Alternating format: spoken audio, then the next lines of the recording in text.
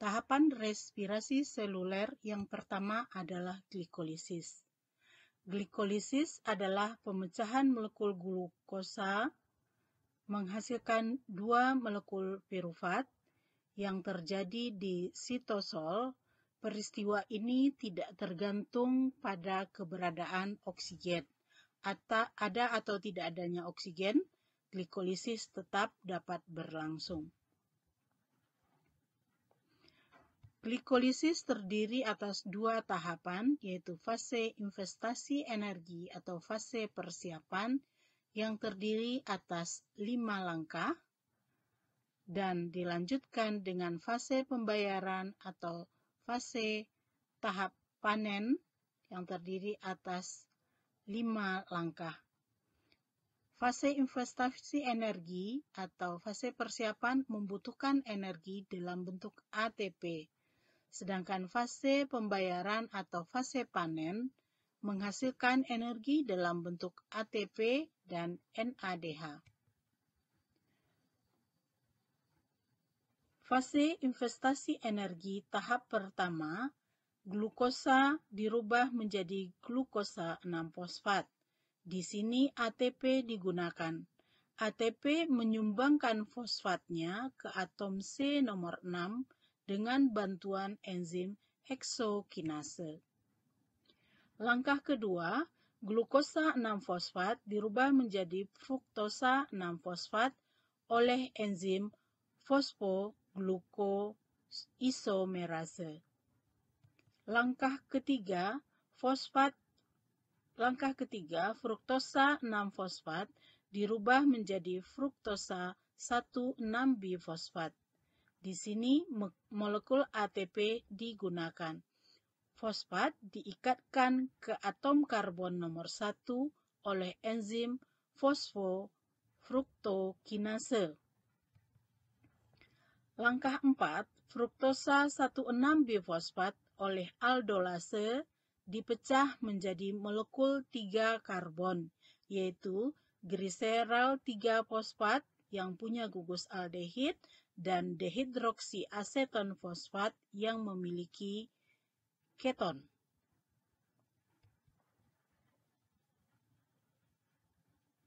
Langkah kelima adalah interkonversi.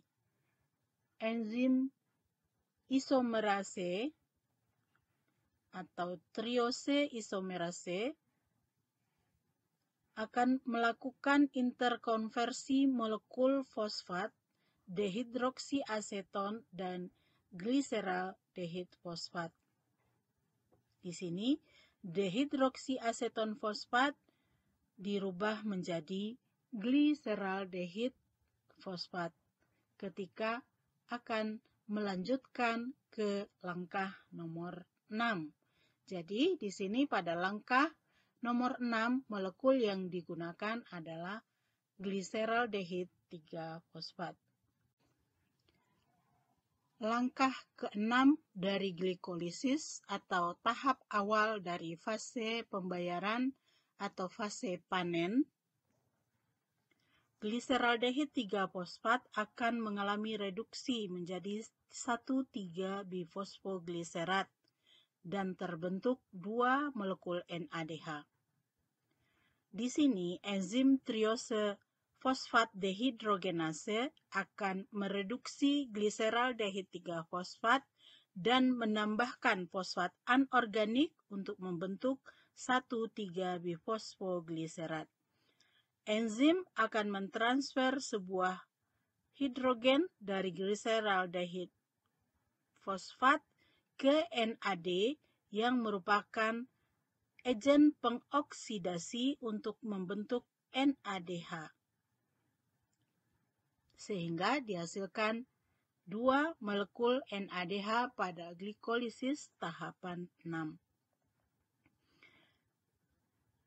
Enzim juga menambahkan fosfat anorganik dari sitosol ke gliseraldehid fosfat untuk membentuk 1,3-bifosfogliserat. Reaksi ini terjadi pada kedua molekul yang dihasilkan pada langkah nomor 5, yaitu langkah sebelumnya. Langkah nomor 7 adalah peristiwa fosforilasi tingkat substrat, di mana 1,3 fosfogliserat akan berubah menjadi 3 fosfogliserat dengan bantuan enzim fosfoglycoserokinase akan mentransfer gugus fosfat dari 1,3 bifosfogliserat. Fosfat ditransfer ke ADP untuk membentuk ATP. Sehingga pada tahapan glikolisis nomor 7 dihasilkan 2 molekul ATP. Proses ini menghasilkan 2 molekul 3 fosfogliserat.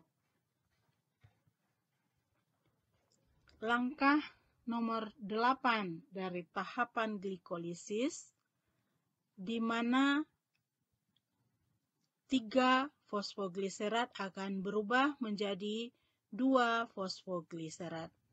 Pada proses ini, enzim mutase fosfogliserat akan merelokasi fosfat dari posisi karbon nomor 3 pada 3 fosfogliserat ke posisi karbon kedua.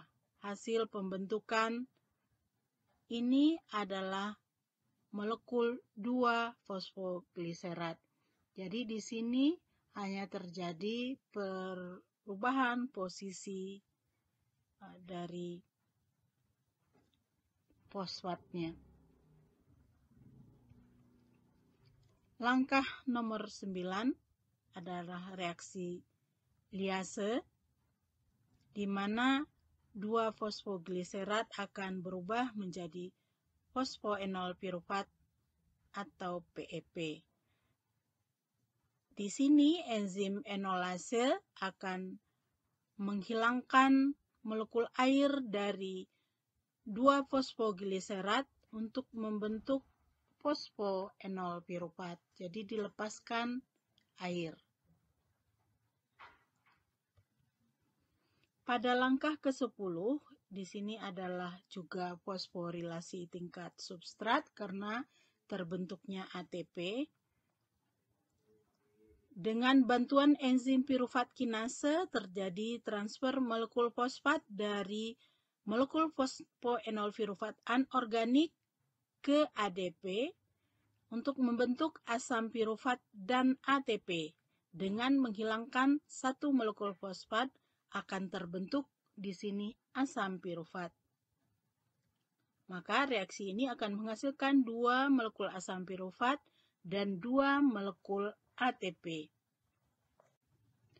Kalau kita lihat kembali secara keseluruhan tahapan glikolisis ini, di mana ATP digunakan pada tahap 1 dan tahap 3, sehingga fase ini disebut dengan fase investasi energi atau fase persiapan. Sedangkan NADH dihasilkan pada tahapan nomor 6. 2 NADH dihasilkan dari 2 molekul gliseraldehid 3 fosfat. Kemudian ATP dihasilkan pada langkah nomor 7 dan langkah nomor 10, sehingga 2 ATP dihasilkan dari pemecahan 1,3 bifosfogliserat menjadi 3 fosfogliserat dan 2 ATP dari pemecahan fosfoenol pirufat menjadi pirufat. Sedangkan molekul air dihasilkan pada langkah nomor 9. Maka kalau kita simpulkan, proses glikolisis di mana terjadi pemecahan glikosa menjadi 2 molekul pirufat, glukosa dengan atom C6 menjadi pirufat dengan atom C3. Dihasilkan ATP sebanyak 2 ATP karena dihasilkan 4 ATP dan dipakai 2 ATP, maka hasil bersihnya adalah 2 ATP. Dihasilkan juga 2 NADH dan 2 molekul H2O.